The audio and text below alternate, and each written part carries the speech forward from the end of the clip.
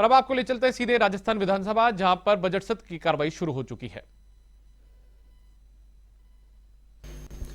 और आपने 4/10/22 को एक आदेश निकाला था कि आपको 4 तारीख तक, फिर 17/10 को इसमें अमेंडमेंट करके आपने इसको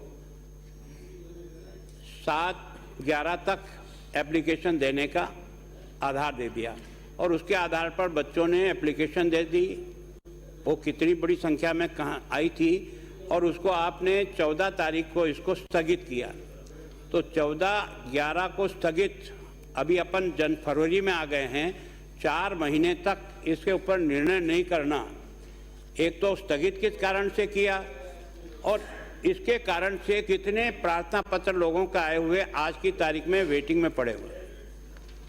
अध्यक्ष महोदय, जिस तरीके से अभी माननीय सदस्य जो बामनवास से आ रही हैं, उन्होंने आरक्षण की मांग की, ऐसे अनेक लोगों ने इसमें आरक्षण की मांग की और सभी लोगों ने कहा इसमें आरक्षण रखा जाए। तो हमने डीओपी और वित्त विभाग से इसके संबंध में वित्त विभाग से राय लेने के लिए पत्रावली को भेज दिया कि इस संबंध में फिर वो परिपत्र भी जो जारी हुआ है उसको हमने देखा।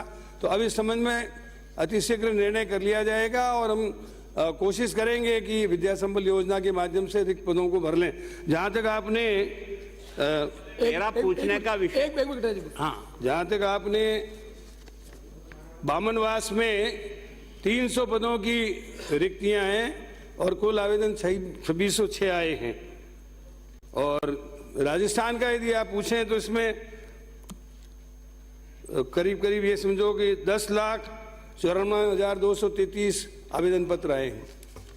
मेरा प्रश्न अध्यक्ष महोदय पहला था जो माननीय सदस्य ने पूछा, क्या यह सही है कि सरकार द्वारा विगत 1 वर्ष में विद्या संबल योजना के तहत गेस्ट फैकल्टी के आधार पर विद्यालय में अध्यापक लगाने हेतु विज्ञापन जारी किया गया? यदि हाँ तो उसको निरस्त करने के क्या कारण है?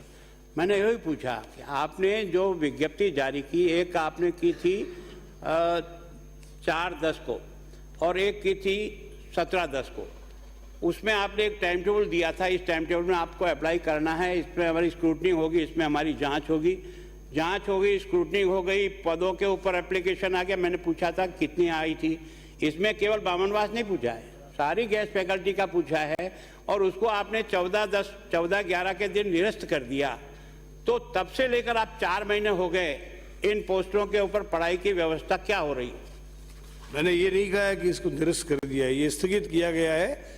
स्थगित करने का कारण ये रहा कि माननीय अध्यक्ष महोदय, बहुत से लोगों ने कहा इसमें आरक्षण होना चाहिए, फिर वित्त विभाग से ये राय ली गई कि भी इसमें आरक्षण, उन्होंने कहा स्टॉप गैप अरेंजमेंट है और लिखित में अभी तक राय हमारे पास आई नहीं है, आते ही हम इसको विद्या संबल योजना को लागू कर देंगे। और जहाँ पर अध्यापकों की कमी है वहाँ कार्य व्यवस्था कई जगह हमने अध्यापकों की नियुक्तियाँ की है। अध्यक्ष जी आप ही प्रोटेक्ट करिए। माननीय मंत्री जी, विद्या संबल योजना इसलिए लागू की करने की सरकार की मंशा में समझ पाया हूँ कि जहाँ स्कूल में पोस्टें खाली है वहाँ टेम्परेरी अस्थायी व्यवस्था करने के लिए करना था।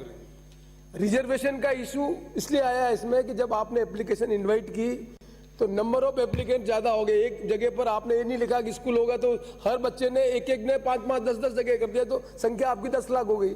तो जो पर्पस था कि जो खाली पड़े हुए हैं उनको हम भर के पढ़ाई कराए, वो काम तो डिफीट हो गया।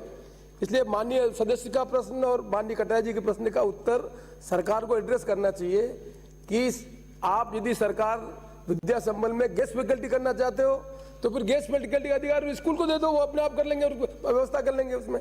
और यदि संविदा में करना चाहते हो जैसा सरकार बाद में भर्ती में उनको देती है तो फिर आरक्षण का जो लाभ है उसके संबंध में नियम बना के करना चाहिए। लेकिन साल भर तक विद्या संबल और ये नहीं होने से बच्चों की पढ़ाई नहीं हो रही है। इस प्रश्न के माध्यम से खाली आपके नोटिस में ये रहे कि हम कैसे तीव्र गति से इसका निर्णय करें जिससे अध्यापकों की व्यवस्था हो सके। हम हेड ऑफ द डिपार्टमेंट पे ही छोड़कर प्राचार्य को ये अधिकार दे देंगे कि उनके पास जो प्राप्त एप्लीकेशन के आधार पर वो मतलब गेस्ट फैकल्टी के रूप में इनको रख लें। और मैं इस संबंध में वित्त विभाग से बातचीत करके शीघ्र इसको लागू कर दूंगा।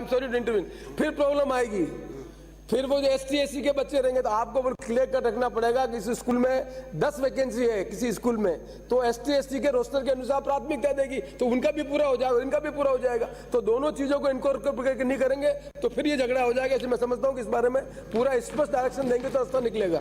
अगला प्रश्न श्री कालीचंद सर आप। प्रश्न संख्या 3।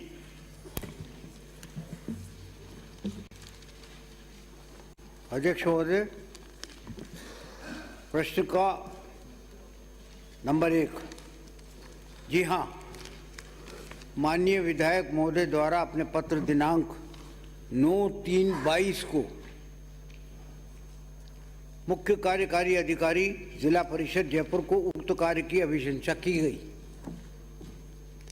इस अभिशंसा के क्रम में मुख्य कार्यकारी अधिकारी जिला परिषद जयपुर ने 16/3/22 को नगर निगम जयपुर को कार्य की तकनीकी रिपोर्ट भिजवाने हेतु पत्र लिख दिया।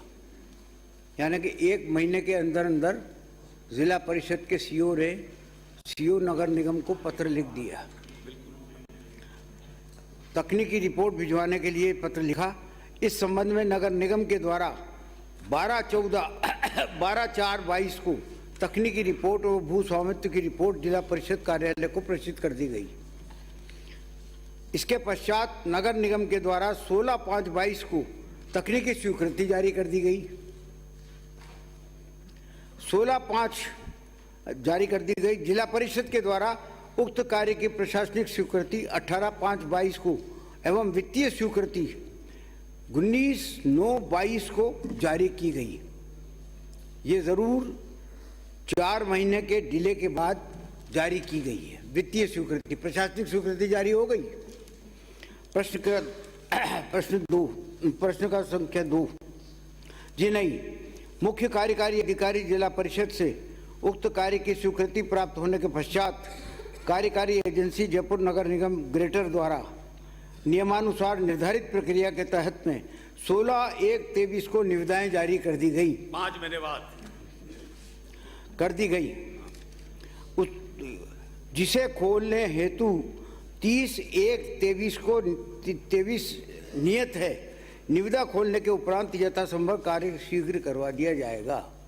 माननीय अध्यक्ष महोदय, वित्तीय स्वीकृति जारी हुई सितंबर में और ये प्रश्न लगने के बाद 16/1 को उसकी निविदा जारी की गई।